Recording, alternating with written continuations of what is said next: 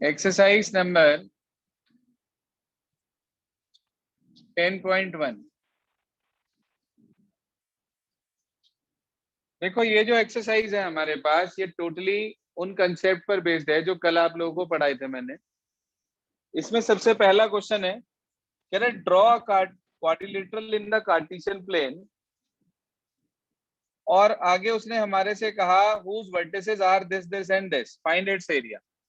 Hint देता चल रहा हूं सारे क्वेश्चंस के, कर लीजिएगा आप लोग खुद। ए पॉइंट है हमारे पास, बी पॉइंट है, सी पॉइंट है, डी पॉइंट है। आपके पास ए के वर्टिसेस दे रखे हैं -4,5, बी के वर्टिसेस दे रखे हैं 0,7, सी के वर्टिसेस है हमारे पास 5 -5, ये कोऑर्डिनेट है इसके, और ये है -4, -2।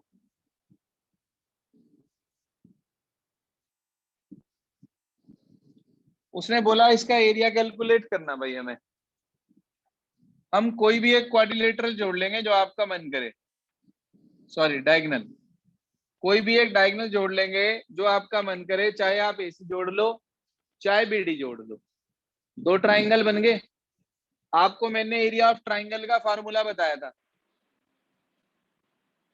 तो आप एरिया निकाल देंगे पहले तो एबीसी का, और उसके बाद एरिया एडीसी का, दोनों के एरिया कैलकुलेट करके उन्हें ऐड कर देंगे तो आपको एरिया ऑफ क्वाड्रिलेटरल मिल जाएगा।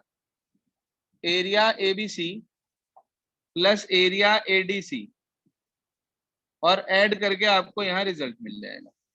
फॉर्मूला बताया था याद हो आपको, half of x1 y2 minus y3 plus x2 y3 minus y1 y1 minus y2। System बताया था 1 2 3 2 3 1 3 1 2, साइक्लिक ऑर्डर में चलते हैं, कभी भी गलती होने की गुंजाइश नहीं है। तो एक आपका x1 y1, दूसरा x2 y2, तीसरा x3 y3 लेके वैल्यू पुट कर देना, सिंप्लीफाई करके इसका एरिया निकाल लेना। जैसे ये एरिया निकलेगा ऐसे ये निकलेगा, दोनों को ऐड कर देंगे, आंसर आ जाएगा। कर लेंगे पहला। ग्राफ की कोई जरूरत नहीं है, एग्जाम में ग्राफ बनाने को आए तो बनाते रहना, क्वेश्चन सॉल्व करना आना चाहिए। क्वेश्चन नंबर 2 कह रहा था base of an equilateral triangle with side 2a lies along y axis such that the midpoint of the base is at the origin। Sir ध्यान दीजिए, ये बेस सर है ये वाला ट्राइंगल का। पूरा बता दो। कौन से वाला? सर यही वाला। सेकंड? Yes sir. पूरा ही बता रहा हूँ। ये आ गया हमारे पास, देखो ये x, ये y, ये y डैश, ये x डैश। उसने हमारे से ये बोला कि भाई साइड 2a है इसकी, 2a 2a a और a, यही तो? हाँ जी यही तो। इस पॉइंट को a कह दिया, इसे o, इसे b, इसे c। आप बताइए b के वर्टिसेस क्या होंगे? 0a। हाँ भाई, ओरिजिन से a ऊपर है तो x तो 0 होगा, और y a। c के कोऑर्डिनेट 0 माइनस है, कमी किसकी है? a की। इस a वाले पॉइंट की कमी है, मेरे पास ये डिस्टेंस नहीं है। अगर ये डिस्टेंस मुझे मिल जाए किसी तरीके से तो मैं बता सकता हूँ कि a के कोऑर्डिनेट क्या होंगे। कैसे निकालेंगे आप? OA पाइथागोरस थ्योरम से निकलेगी, हाइपोटेन्यूस नहीं है ये, हाइपोटेन्यूस ये है। तो 2a का whole square equals to a square plus OA square. तो OA स्क्वायर की वैल्यू हो गई 4a square minus a square 3a square. तो OA की वैल्यू आ गई +-√3a। ये प्लस माइनस क्यों आई? हो सकता है ये ट्राइंगल इधर की तरफ हो, या हो सकता है ये ट्राइंगल इधर की तरफ हो। तो इसका मतलब वर्टिसेस के रूप में आपके पास ए के जो वर्टेक्स आए वो हो सकते हैं आपके पास या तो √3a, 0 या -√3a, 0। तो ±√3a, 0 a के कोऑर्डिनेट ले लिया हमने, b के कोऑर्डिनेट 0a और c के कोऑर्डिनेट 0 -a। चेक करना क्या आंसर दिया है, check answer please. Plus minus जरूर लगा लेना, प्लस माइनस नहीं लगाओगे एक वर्टेक्स कम हो जाएगा, मार्क्स कट जाएंगे आपके इस चीज के। क्लियर है सभी को? सेकंड, आगे चलते हैं। इसके बाद क्वेश्चन नंबर 3 की तरफ।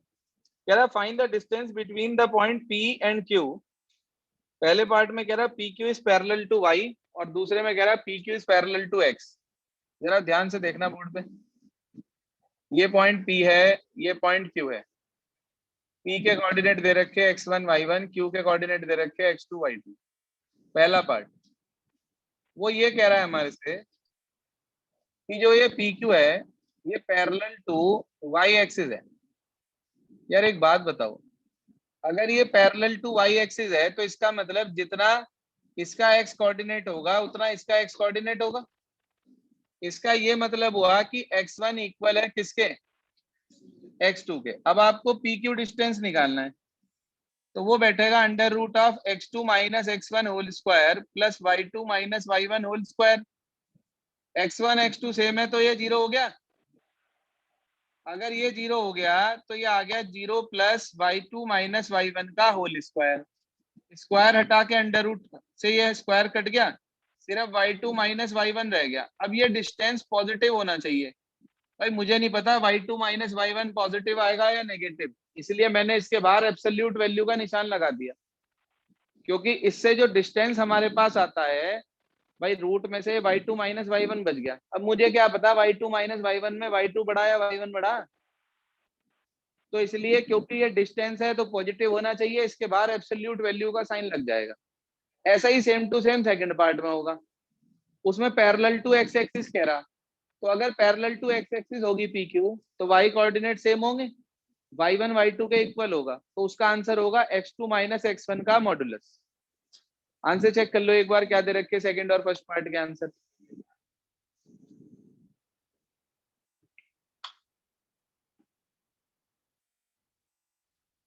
ये था सर हमारे पास क्वेश्चन नंबर 3। आगे बात करते हैं क्वेश्चन नंबर 4। सुनिए ध्यान से, कह रहा find a point on x axis which is equidistant from this and this. ये तो क्लास 10th का क्वेश्चन है। हमने मान लिया let point P x, 0 on x axis be equidistant from A। पहला पॉइंट क्या है भाई 7, 6 एंड B उसने आपसे ये कहा P का डिस्टेंस दोनों से बराबर है। करा नहीं था क्या पिछले साल ऐसा क्वेश्चन कोऑर्डिनेट ज्योमेट्री नाम के चैप्टर में? PA इक्वल टू PB लगा के चाहे तो पहले स्क्वायरिंग कर दो, चाहे पहले √ लगाकर बाद में स्क्वायरिंग कर दो, मर्जी आपकी है। x - 7 का होल स्क्वायर, 0 - 6 का स्क्वायर 36, x - 3 का होल स्क्वायर प्लस 0 - 4 का स्क्वायर कितना भाई 16। होल स्क्वायर खोल दो, इनके स्क्वायरिंग बोथ साइड करके होल स्क्वायर खोल दो। x square plus 49 - 14x plus 36 is equal to x square plus 9 - 6x plus 16। x square से बेटे x स्क्वायर कट गया और इसे सब्ट्रैक्ट प्लस माइनस कर लो, कितना आ गया 16 और 9 25, और इनमें से 25 माइनस कर दो आप, 36 में से 25 चले गए 11 बच गए, 60 रह गया यहाँ पे। ये उधर जाके हो गया आपके पास कितना 14 में से 6 चले गए 8 रह गया। x की वैल्यू आ गई आपके पास 60/8, यानी कि x की वैल्यू 15/4 से काट दिया 15/2 आ गई ना। तो पॉइंट हो गया 15/2, 0। चेक करना क्या आंसर दिया है।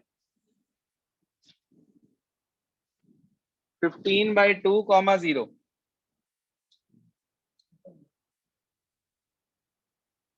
क्वेश्चन नंबर 5वां देखिए, कह रहा find the slope of a line which passes through the origin and the midpoint of the line segment this and this। मेरे बच्चे, एक तो वो ओरिजिन से पास हो रही लाइन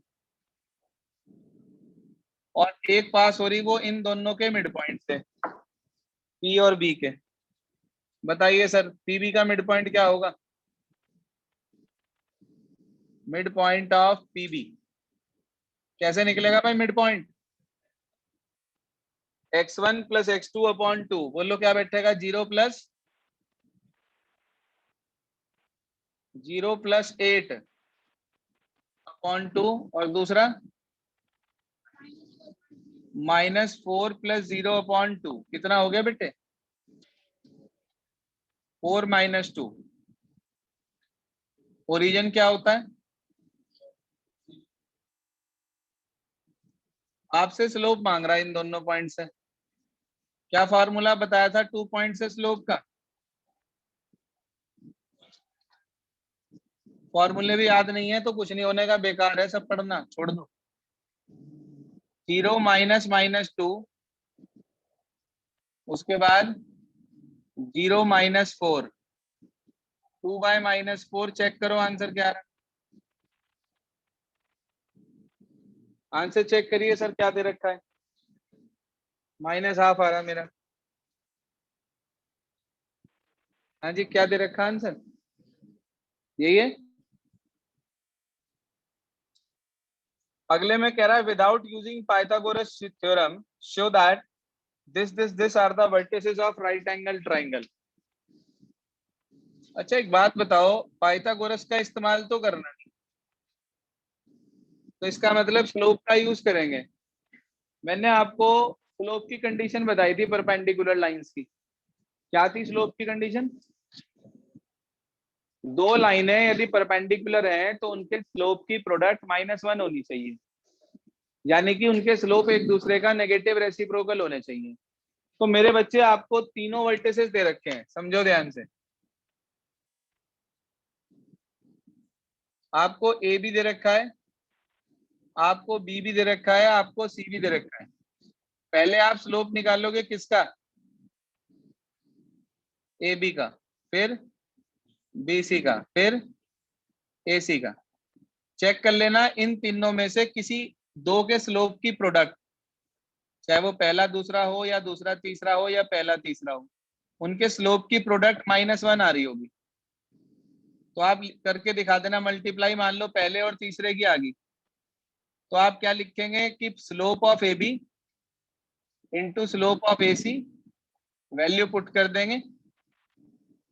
ठीक है जी, ए बी का स्लोप पुट कर देंगे इंटू ए सी का स्लोप पुट कर देंगे, मल्टीप्लाई करके -1 दिखा देना। इसका ये मतलब हुआ, कौन सा पॉइंट कॉमन है भाई दोनों में? अगर ये दोनों में आया तो ए, इसका मतलब एंगल ए कितने का होगा? 90 डिग्री। तो राइट एंगल ट्राइंगल के वर्टिसेस प्रूव हो जाएंगे। भाई राइट एंगल दिखाना है, इसका मतलब आपको यही तो दिखाना है, एक एंगल 90 डिग्री का होगा। दो लाइनें परपेंडिकुलर होंगी तो आपने किन्हीं दो के स्लोप की प्रोडक्ट -1 दिखा देनी है और आपका तुरंत सिस्टम सिंप्लीफाई हो जाएगा कि हाँ ये दो लाइन परपेंडिकुलर है, इसका मतलब ये राइट एंगल ट्राइंगल के वर्टिसेस हो गए हमारे पास। नहीं समझ में आई बात?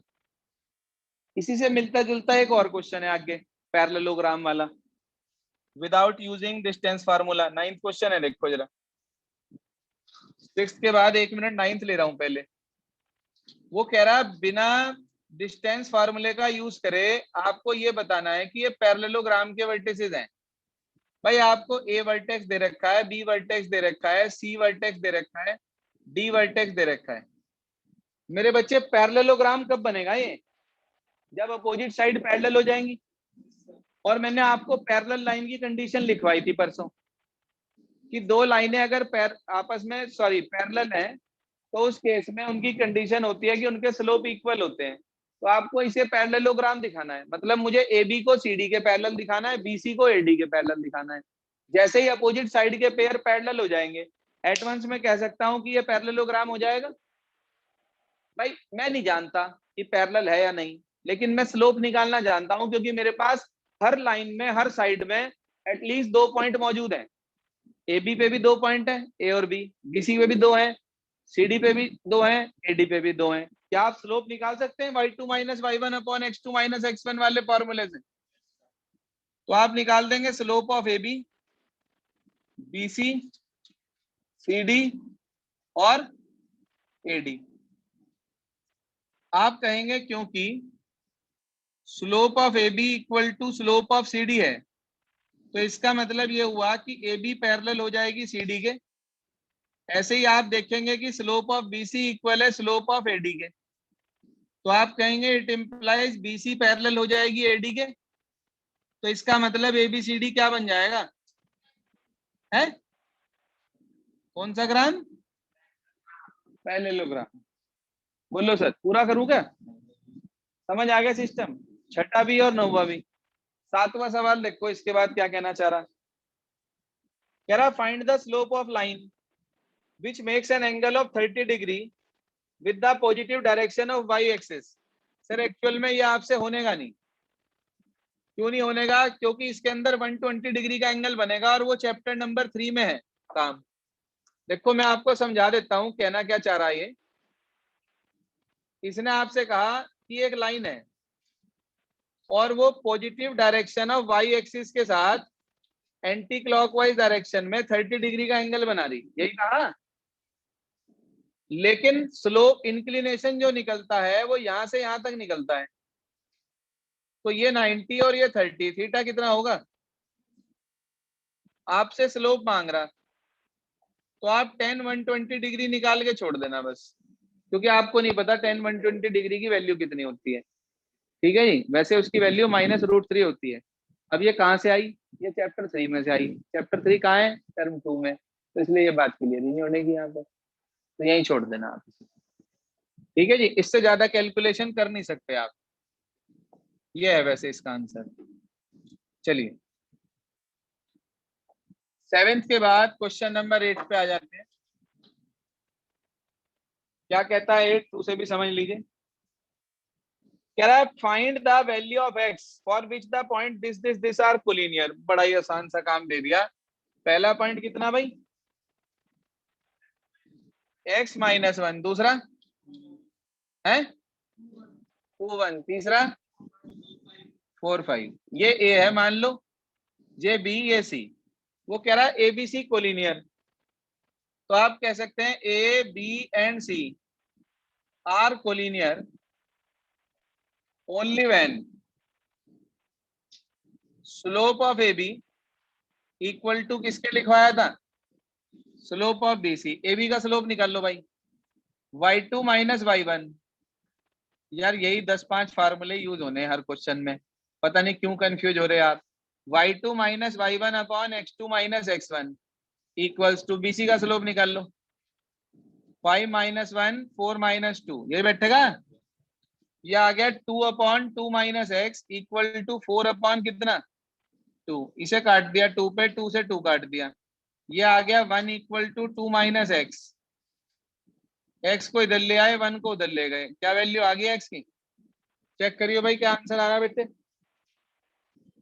हाँ यही आ रहा है जी। तो ये आपके पास क्वेश्चन नंबर 8 हो गया। 9th आपको बता ही दिया मैंने 6 के साथ साथ। इसके बाद आ जाइए क्वेश्चन नंबर 10 पे। कह रहा find the angle between x axis and the line joining the point this and this. Sir दो लाइनों के बीच में एंगल निकलता है, दो में से एक लाइन तो दे दी एक्स एक्सिस और दूसरी लाइन के 2 पॉइंट दे दिए, तो स्लोप चाहिए होगा हमें। क्वेश्चन नंबर 10 बताइए सर, एक्स एक्सिस का स्लोप लिखवाया था आपको 0, उसे m1 कह दिया। फिर स्लोप ऑफ दूसरी लाइन m2, लाइन का slope formula y2 minus y1 upon x2 minus x1। लगाना जरा फॉर्मूला y2 माइनस y1। क्या पॉइंट है? 3 -1 और है 4 -2। अच्छा, y2 minus y1 upon x2 minus x1 -2 + 1 upon 1 कितना आ गया भाई? तो बेटे आपको मिल गया m1 भी और m2 भी।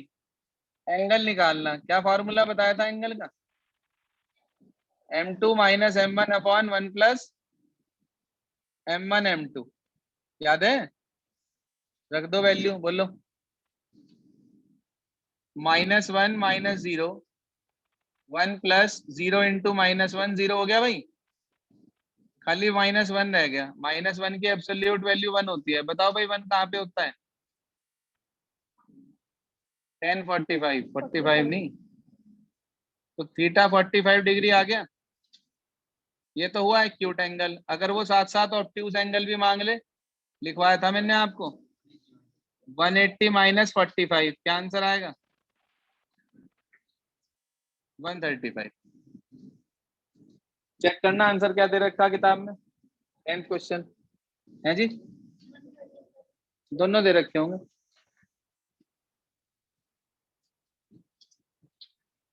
10 नंबर क्वेश्चन था ये। 11वां भी समझ लो लगे यार।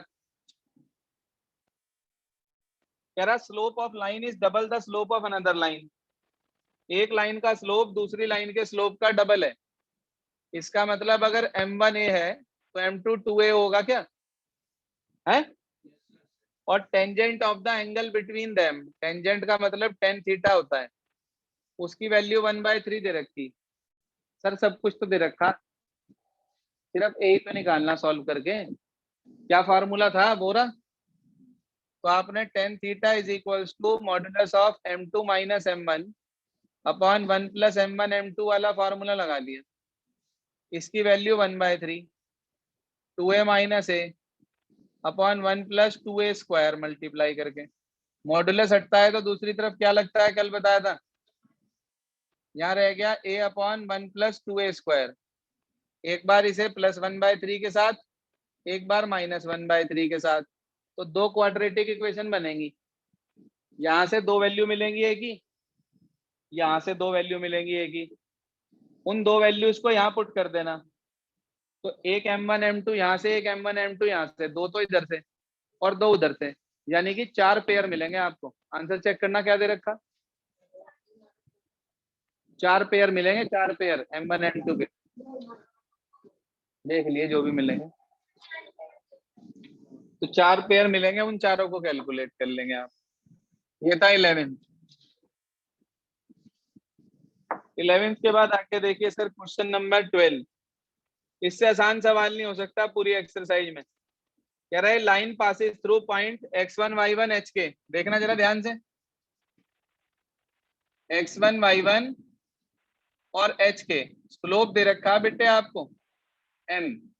तो इसका मतलब m इक्वल होगा y2 minus y1 upon x2 minus x1 के, यानी कि k माइनस y1 और h minus x1 cross multiply कर दो इसे इधर, तो उधर रह गया k minus y1 equals to m into h minus x1। देखना क्या लाना था, ये तो खत्म हो गया शुरू होने से पहले ही। ये था आपके पास 12th के बाद 13। कह रहा है if the point this are on a line. हाँ भाई, पॉइंट लाइन पे होने का क्या मतलब है, collinear, slope same, A B का स्लोप बीसी के स्लोप के इक्वल रख देना। जो कंडीशन प्रूव करनी है ऑटोमेटिकली मिल जाएगी आपको। कर लेंगे कोशिश, एक आधा सवाल खुद भी कर लियो। Yes sir. अगला देखो 14। कह रहा consider the following population and year graph, find the slope of the line A B. Sir दो पॉइंट दिख रहे इस पे मुझे, बड़े आराम से मैं स्लोप निकाल सकता हूँ y2 minus y1 upon x2 minus x1 करके आ जाएगा स्लोप। फिर यूं कह रहा यूजिंग इट, इसका इस्तेमाल करते हुए, find what will be the population in the year 2010। तो आप वो एक तीसरा पॉइंट इस पे मान लेना 2010 कॉमा वाई, ये पॉइंट मान लेंगे आप, और बस ए बी का स्लोप बीसी के स्लोप के इक्वल रख के वाई कैलकुलेट कर लेना, क्योंकि तीनों पॉइंट एक ही लाइन पे तो हुए। मतलब आखिरी के दोनों क्वेश्चन में कोलिनियर वाली कंडीशन लगेगी, slope of A B equals to slope of B C. बात समझ में आ गई सर?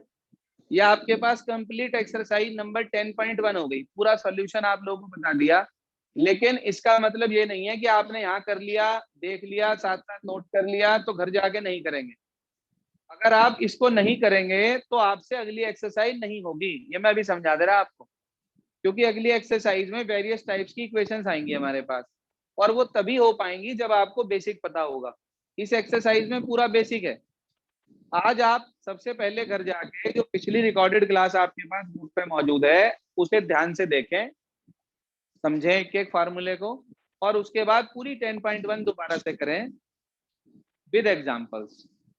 तब आपको कल 10.2 समझ में आएगी, नहीं तो 10.2 बिल्कुल भी समझ में नहीं आएगी, ये मान के चलना। Is this clear? समझ में आ गई बात सबको? बस आज इतना पूरा करेंगे, और जिसका जो भी पेंडिंग है पिछले में उसे कंप्लीट करें।